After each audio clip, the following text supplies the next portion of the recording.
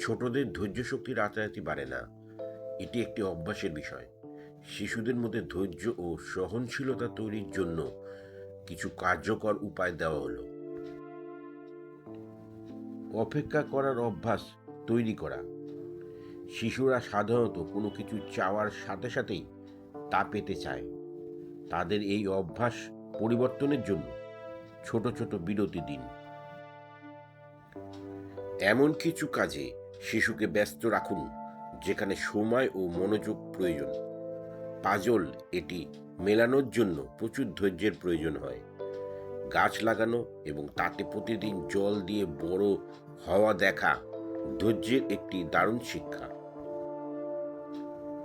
শিশু অধৈর্য হয়ে কান্নাকাটি করলে বা জেদ করলে আপনি শান্ত থাকুন। আপনি যদি দ্রুত রেগে যান বা চিৎকার করেন, তবে সেও সেটাই শিখবে।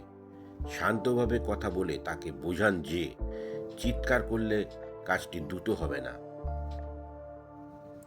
লম্বা কোনো গল্প কয়েকদিন ধরে ভাগ করে শোনান। এতে পরের দিন কি হবে তা জানার জন্য শিশু অপেক্ষা করতে শেখে। ছবি আঁকা বা রং করার মতো কাজ শিশুদের একাগ্রতা বাড়াতে সাহায্য করে। যখন দেখবেন আপনার সন্তান কোনো কিছুর জন্য শান্তভাবে অপেক্ষা করছে, তখন তার প্রশংসা করুন। যেমন, তুমি আজ খুব ধৈর্যের সাথে অপেক্ষা করেছো, আমি তোমার ওপর খুব খুশি। এই ইতিবাচক স্বীকৃতি তাকে ভবিষ্যতে আরো ধৈর্যশীল হতে উৎসাহিত করবে।